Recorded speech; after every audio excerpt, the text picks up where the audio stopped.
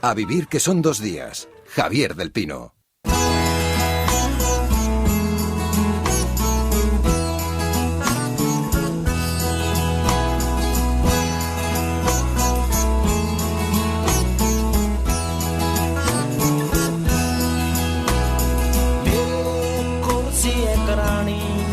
ਸ਼ਹਿਰ ਮੈਂ ਕਹਿਵਾਂ ਉਹਦੇ ਕੋਲ ਸੀ ਮੈਂ ਉਹਨੇ ਉਹਦਾ ਕਮਰਾ ਦਿਖਾ ਲਿਆ ਹੈ ਨੀ ਇਹ ਅੱਛੀ ਨੋਰਵੀਜਨ ਲੱਕੜੀ ਉਹਨੇ ਕਿਆ ਰਹਿਣਾ ਤਾਂ ਮੈਂ ਜਾ ਜਿੱਥੇ ਵੀ ਤੇਰੀ ਮਰਜ਼ੀ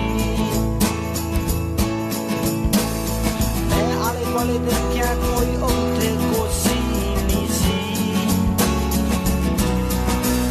ਮੈਂ ਦੂਈ ਤੇ ਬਹਿ ਗਿਆ ਸਮਾਂ ਸੋਚ ਕੇ ਉਹਦੀ ਸ਼ਰਾਬ ਪੀ ਕੇ ਅਸੀਂ 2 ਵਜੇ ਤੱਕ ਗੱਲਾਂ ਕੀਤੀਆਂ ਫੇ ਉਹਨੇ ਕਿਹਾ ਸੌਣ ਦਾ ਸਮਾਂ ਹੋ ਗਿਆ Una hora más de sueño, una hora más de cansancio. Ramón Lobo, ¿cómo está Ramón? Buenos días. Buenos días, yo soy del sector de los mayores. ¿Y eso qué significa? De los mayores confusos por el cambio de horario. Tú ya empiezas también a no saber si hay que adelantarlo o retrasarlo. Sabes que a mí me cuesta mucho, yo te hablo desde Washington, y siempre hay mucho lío cuando se cambia la hora allí y aquí no, porque aquí por norma se cambia en el primer fin de semana de noviembre, con lo cual hay una hora que en vez de 6 son 5. Y siempre, bueno, siempre no, pero cada vez me cuesta más hacer las cuentas para saber si una hora menos me permite dormir una hora más o una hora más me permite dormir una hora menos. En fin, lo mejor es dejar que el tiempo corra, ¿no? Sí, ayer Beatriz me lo tuvo que decir 2 veces por WhatsApp, que era retrasar de las 3 a las 2 porque no me fiaba. Y esta mañana me he despertado a las 5 y he ido a mirar el iPhone, que es el único que lo sabe realmente, cuando hay que cambiar la hora, porque no me fiaba ni de mí mismo, ni de Beatriz, ni de nadie. Y del iPhone sí que te fías. El iPhone sí, porque como es tecnología punta, pues eso, bueno, iPhone, Samsung, no da igual el teléfono, o los chinos, o el teléfono sí se cambia solo. Bueno, ¿qué tal te enfrentas a lo que tenemos por delante en el día? Porque, bueno, de momento es estado de alarma, no confinamiento, pero el confinamiento parece que está a la vuelta de la esquina, ¿no? Sí, yo creo que vamos a acabar otra vez confinados, porque es que yo no entiendo muy bien el comportamiento de la gente. Pasas por restaurantes y está gente dentro, no sé, no ves tanta gente con responsabilidad. Eso sí, en los transportes públicos ya todo el mundo lleva mascarilla, nadie la lleva por debajo de la nariz, hay una cierta concienciación. Pero yo creo que nos hemos acostumbrado a la idea de un peligro invisible ahí fuera, mientras que en marzo nos tenían muy preocupados, ahora no tanto.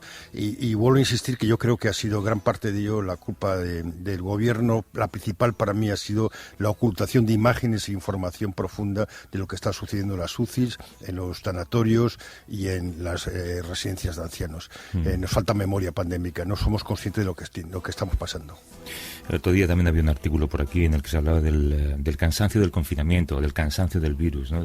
Hay gente que sabe que esto es peligroso, sabe que se puede morir, pero ya está cansada de no poder hacer lo que hacía antes y toma la decisión de salir y marcharse a hacer las cosas que solía hacer sin las precauciones que se deberían tomar, ¿no? Yo me imagino que esos casos son los mínimos. Yo creo que los máximos, y hoy de hecho el país lleva unos gráficos muy, muy interesantes explicando cómo es el contagio del virus, es esto que dices tú, esa gente que todavía a estas alturas es capaz de tirarse 2 horas dentro de un bar.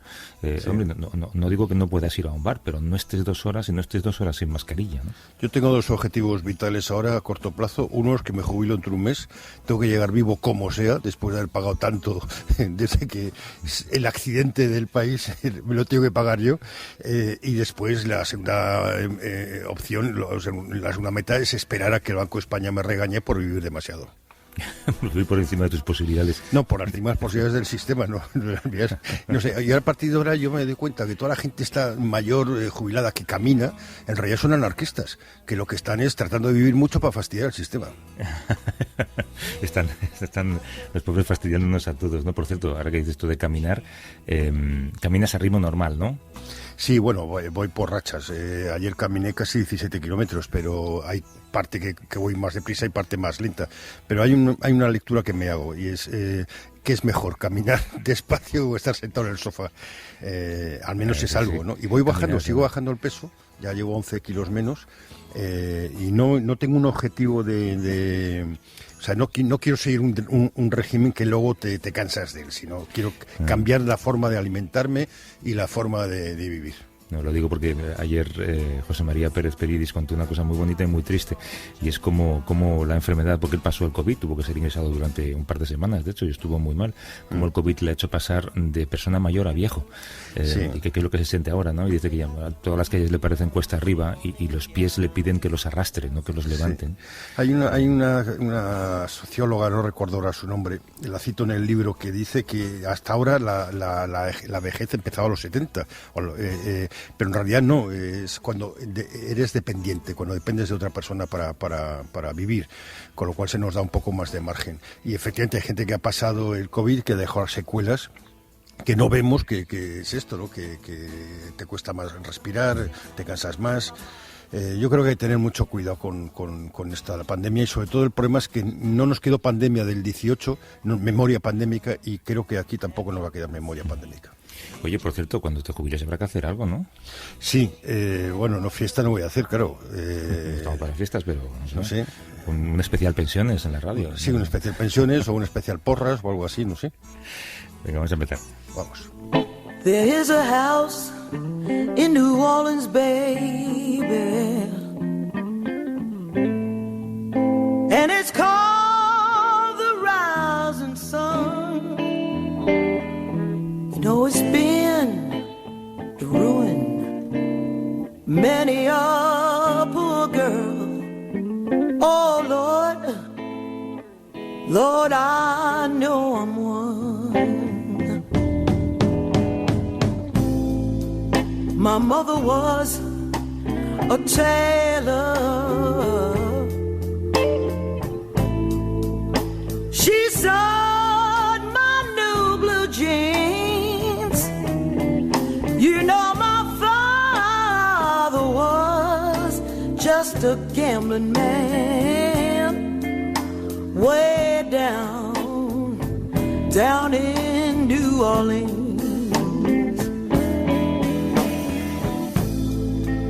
And the only thing... El jueves pasado Reino Unido y la Unión Europea iniciaron una fase intensiva de negociaciones que puede ser el último intento para evitar un Brexit sin acuerdo a finales de este año. Si el diálogo prospera, se espera que el texto esté listo en unas pocas semanas para poder ratificarlo. Es una de esas cuestiones que ha quedado en el telón de fondo de la humanidad, ¿no? y de la actualidad. El Brexit se ha convertido en la historia de un divorcio en el que parece que no nos vamos a entender nunca entre las parejas, ¿no? Pero del que apenas hablamos también. Sí, la parte de la Unión Europea siempre hay que tener cuidado porque todo parece que está a punto de hundirse y al final siempre se llega a un acuerdo. En este caso, ambas partes necesitan ese acuerdo. Lo que ocurre también para Boris Johnson, el Brexit es un ruido recurrente, que ahora vuelve a utilizarlo, para tapar un poco la gestión de la pandemia, que ha sido desastrosa, casi tan desastrosa como la de Trump, y además tiene un movimiento interno que le está creciendo, que empezó un futbolista del Manchester United, Marcus Rashford, para conseguir alimentos para los niños, para más de 200.000 niños pobres de Inglaterra. Consiguió torcer un poco la voluntad de Johnson, pero no del todo. Y ahora se le está sumando restaurantes, se está sumando un montón de gente. Entonces el Brexit sirve a Johnson para desviar todas las atenciones. Uno de los escollos más importantes de este divorcio está en encontrar un acuerdo en el ámbito de la pesca, y en eso queríamos centrarnos en parte. Es un elemento clave en la negociación por la importancia social, por la importancia regional, por lo que nos toca. Para que los oyentes hagan una idea, en caso de un Brexit sin acuerdo, el sector pesquero español perdería el acceso a unas 9.000 toneladas de pesca anuales. Sí, no solo es la pesca, es todo. Los españoles que están estudiando ahí o que viven allí, que son ciudadanos europeos, en qué condiciones quedarían aquí todos los demás británicos que están con casas en la costa, cómo sería nuestra entrada, si nuestros productos tendrían aranceles. O sea, hay muchas cosas que se están jugando en esa letra pequeña de si hay acuerdo o no hay acuerdo. Pero creo que debemos no ser muy pesimistas porque en el último minuto siempre habrá un acuerdo. Rubén Ruiz Rufino es profesor titular de Política Comparada del Departamento de Política Económica en el King's College, en Londres. Nos atiende desde allí. ¿Cómo estás, Rubén? Buenos días. Hola, buenos días, Javier. Me alegro de oírte. Se asoman los británicos al precipicio de una salida definitiva de la Unión Europea, Rubén, sin acuerdo, el próximo día 31 de diciembre. ¿Tú qué crees que va a ocurrir? ¿Tú crees que va a ser una salida a las bravas? Bueno, si miras la casa de apuestas, que es una manera muy británica de responder a tu pregunta, la probabilidad que le dan a una salida con acuerdo es del 75%. y la probabilidad que le dan a una salida sin acuerdo es en torno al 26-27%. Así que yo creo que la mejor manera de responderte a tu pregunta, que es una pregunta muy difícil y fascinante, es que salir a las bravas es improbable, pero es posible. Pero de todas maneras, ahora mismo, Rubén, la agenda política está centrada en la pandemia, como decía Ramón, en las restricciones que el gobierno pretende imponer. Esta sensación que tenemos aquí de que el Brexit casi ha desaparecido de nuestro día a día, ¿allí también la tenéis? Bueno, a ver, el Brexit aquí es como el elefante en la habitación que todo el mundo ve y nadie puede obviar. Obviamente la pandemia lo está ocupando todo, ocupa todo el debate político y público, y lo que está revelando es una serie de discusiones muy interesantes, ¿no? Porque sobre todo en esta segunda parte, en esta segunda ola de la pandemia, lo que está demostrando es que si no hay un acuerdo del Brexit, la gestión de la pandemia, que como decía Ramón antes, está siendo muy contestada, muy criticada, le va a afectar mucho a Boris Johnson. Y esto lo digo porque la pandemia, la gestión de esta segunda ola, está teniendo unas variaciones muy interesantes en el nivel territorial. No solamente con relación a las naciones históricas, que ellas tienen su propio gobierno y están haciendo su propio juego político, sino incluso dentro de Inglaterra y en concreto toda la discusión que está ocurriendo con respecto al norte, que como sabéis es una zona que está siendo muy afectada por el virus y donde han impuesto una serie de condiciones muy restrictivas que restringen la movilidad, pero sobre todo limitan la prestación de los servicios de hostelería. Por decírtelo claramente, han cerrado los pubs. Y los pubs, eso ha enfurecido mucho a la gente, pero no porque cierren los pubs, sino por el paquete económico que el gobierno ha propuesto para aliviar el cierre de los pubs. Y esto ha enfurecido mucho y ha habido una particular revuelta de los alcaldes, liderada por el alcalde de Manchester, que está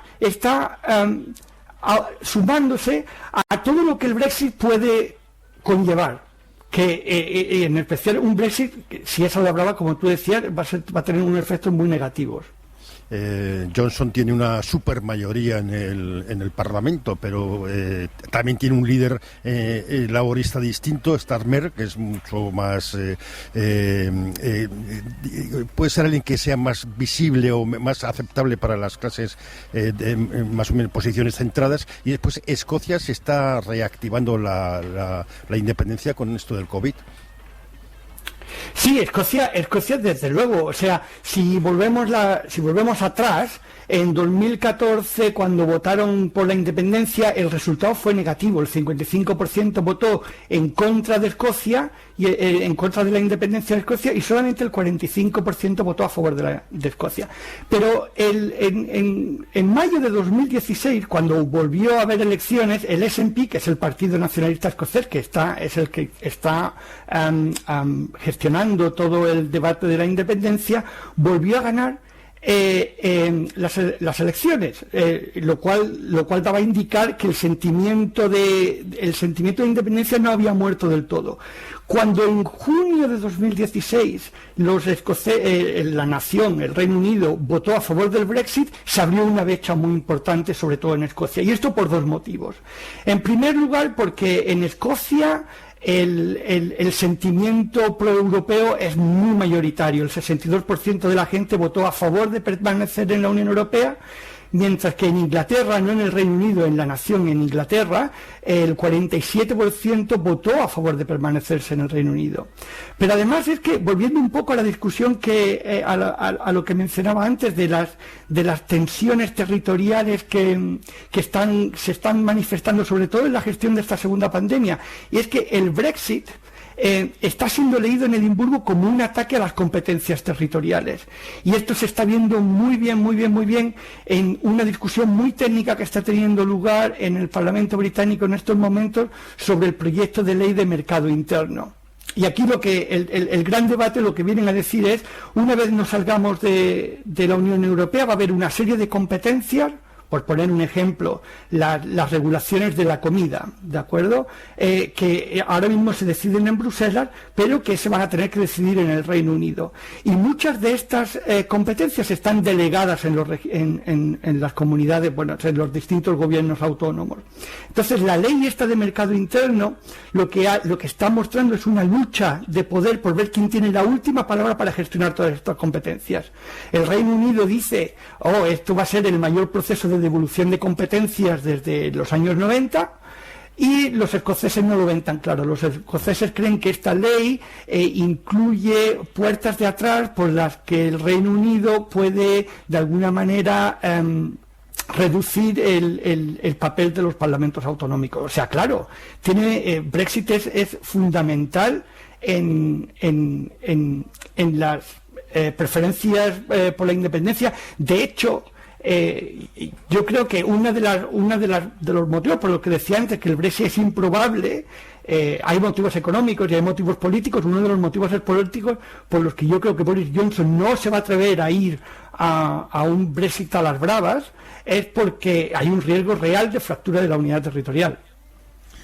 Oye, claro, los populismos son los políticos los que los impulsan, pero son los medios los que los jalean. Yo me pregunto si los medios, esos medios populistas, esa prensa tabloide tan famosa y tan histórica en el Reino Unido, pues ahora tiene otra cosa de la que ocuparse, ¿no? Que es adoptar una postura en torno a la pandemia. Ya el Brexit igual no le interesa tanto. No le interesa tanto. A ver, yo no leo este tipo de prensa. La prensa que yo consumo es un poco más no es la que tú te refieres. Bueno, sí, un poco más seria. Pero sí, mi sensación es esa. Mi sensación es que la pandemia lo está dominando todo. Pero sí me gustaría apuntarte algo. Por ejemplo, lo que sí he notado, y te voy a utilizar la BBC, que es tanto en radio como en televisión, que es el medio que yo creo que utiliza la mayoría de la gente en el Reino Unido para informarse. Lo que sí he notado es un tratamiento desigual con respecto a Brexit. Por ejemplo, si uno ve los noticiarios generalistas, el Brexit es un pie de página, pero si uno ve los espacios dedicados al análisis político, que obviamente son más minoritarios, ahí sí hay más atención. Sí se ha estado haciendo un seguimiento de la ronda de negociaciones entre David Frost y Michel Barnier. O sea, sí hay lugares donde informarse. Lo que sí me ha llamado también la atención es que la cobertura es infinitamente distinta, como era, por ejemplo, durante las negociaciones durante el acuerdo de salida. La primera parte, digamos, de las negociaciones que tuvieron parte y que culminaron en el año pasado. Ahí la BBC abría y cerraba con este tema. Ahora no, ahora ha perdido mucha intensidad. Lo que sí, perdóname. No, termina. No, lo que sí, con esto ya acabo. Lo que sí te decía es que los políticos sí están utilizando mucho cada vez que tienen una oportunidad para, por ejemplo, en esta última fase jugar al juego de la culpa, ¿no? Ahora están utilizando mucho la BBC cada vez que pueden para culpar a la Unión Europea del retraso en las negociaciones y de lo poco que se está avanzando. Rubén Ruiz Rufino, que es profesor titular de Política Comparada en el Departamento de Política Económica en el King's College en Londres. Rubén, mil gracias, un abrazo, suerte con todo. A vosotros, hasta luego. Muchas gracias. Oh, Father, tell me, do we get what we deserve? Oh, we get what we deserve. And we're down we go, go, go, go. Papa Francisco ha expresado por primera vez su apoyo a la legalización de las uniones civiles de parejas del mismo sexo. Lo ha hecho en un documental que se estrenó el miércoles en el Festival de Cine de Roma. Es la primera vez que se muestra tan claro, tan directo. Hay cierta polémica porque parece que son declaraciones con varios años de antigüedad y que se habían mantenido todavía ahí grabadas y sin emitir. Cuéntanos, Ramón. Él ya hizo una referencia a este tema en el avión papal, pero ahora ha sido mucho más claro porque ha dicho la gente homosexual tiene derecho a estar en una familia, son hijos de Dios y tienen derecho a una familia. Y también invitaba a un párroco donde ha habido un conflicto de una pareja que no les dejaban ir a la iglesia, que puedan ir a la iglesia. Esto va más allá de lo que dijo en el avión, que vino a decir eso, que eran hijos de Dios y que tenían también derecho a tener compasión, ¿no? Se entiende que es como un apoyo a las uniones, y además él va más allá también porque fomenta o pide o sugiere una ley de enlace civil que permita este tipo de uniones bendecidas por la Iglesia. Saludamos a la teóloga feminista Margarita Pintos, nos atiende desde Ávila. ¿Qué tal, Margarita? Buenos días. Hola, ¿qué tal? Buenos días, Javier. ¿Qué te han parecido estas declaraciones del Papa? ¿Tú crees que se está esforzando realmente por estar atento a los nuevos tiempos? Bueno, yo creo que este es un Papa sensible a cuestiones que producen sufrimiento en la gente, ¿no? Es un Papa muy sensible sobre todo a las desigualdades que provoca el neoliberalismo, a la pobreza, al cambio climático. Son cuestiones que a él le preocupan. Y de esta manera pues lo expresa a través de sus encíclicas y todo esto. Pero a mí me parece que este es un tema que cuando fueron a Roma la comunidad LGTBI y él se reunió con ellos, no les dio ninguna esperanza de que pudieran acceder a la Iglesia como hijos de Dios realmente que él reconoce, ¿no? Entonces son para mí unas declaraciones ambiguas.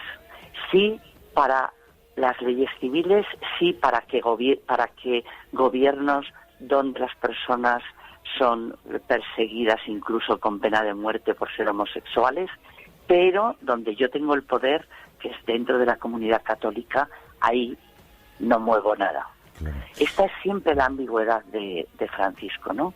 Sí, además te da la impresión de que son unas declaraciones a título personal, con la salvedad de que el Papa es posiblemente la única persona del mundo que no puede hablar a título personal, ¿no? Sobre el papel de la mujer dentro de la Iglesia, alguien como tú, que has dedicado media vida a estudiar esto, ¿esperaba algo más y algo más rápido? Bueno, yo tengo pocas esperanzas en este tema, desde hace años, pero tengo la impresión de que la comunidad es la que va cambiando, no tanto la cúpula de la Iglesia. Entonces, hay comunidades que han aceptado que haya mujeres o que haya sacerdotes casados que celebren los sacramentos. Tengo la impresión de que son precisamente las comunidades las que van a ir transformando la Iglesia y que en un momento determinado se legislará sobre ello.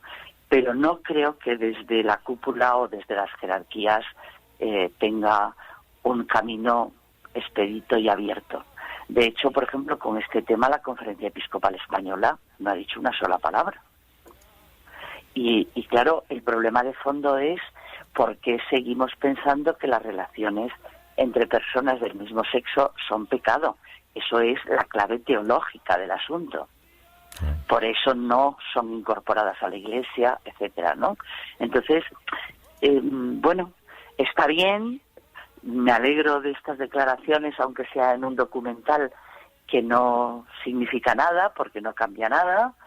Y, bueno, siempre decimos a los demás, es decir, a la sociedad civil, qué tiene que hacer, en vez de decir, bueno, ¿qué puedo hacer yo dentro de la Iglesia? Porque en un sistema piramidal como el de la Iglesia Católica, el Papa tiene poder y puede hacer cosas. Y si no, ¿para qué vale el sistema piramidal? Si no es para poder ejercerlo, ¿no? Entonces, bueno, agridulce. Sí, todo esto que estamos padeciendo de la pandemia, que está extremando la pobreza en muchos sitios. Comentábamos las colas en Nueva York, por ejemplo, para votar, pero también hay colas para comer. Claro. Va a suponer también un cambio importante en las prioridades de la sociedad. ¿Tú crees que la Iglesia está preparada para entender los cambios que se están y se van a producir? Bueno, yo creo que distingo como antes, ¿no? Creo que las comunidades cristianas sí están preparadas y sí están ofreciendo su ayuda y su voluntariado a resolver estas situaciones puntuales que los gobiernos no solucionan, pero tengo la impresión que la cúpula de la Iglesia es muy conservadora y mira mucho hacia adentro, hacia sus tradiciones más retrógradas, y no creo que vaya a cambiar nada con esta pandemia. Ojalá me equivoque, pero no tengo la perspectiva de que esto pueda ser así, ¿no? Margarita Pintos, que es teóloga feminista. Gracias por madrugar, Margarita, y por la conversación. Un abrazo. Nada, estupendo. Muchas gracias. Muchas gracias. Hasta luego, Ramón y Javier. Hacemos una pequeña pausa, Ramón, y Sí. te cuento algunas cosas de por aquí. Creo que está Pedro allí contigo ya, así que Sí, hablamos casi. un ratito de Estados Unidos, ¿vale?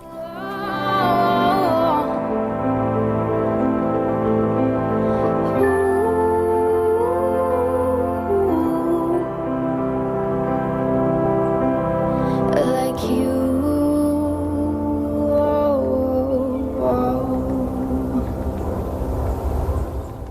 A vivir que son 2 días. Javier del Pino.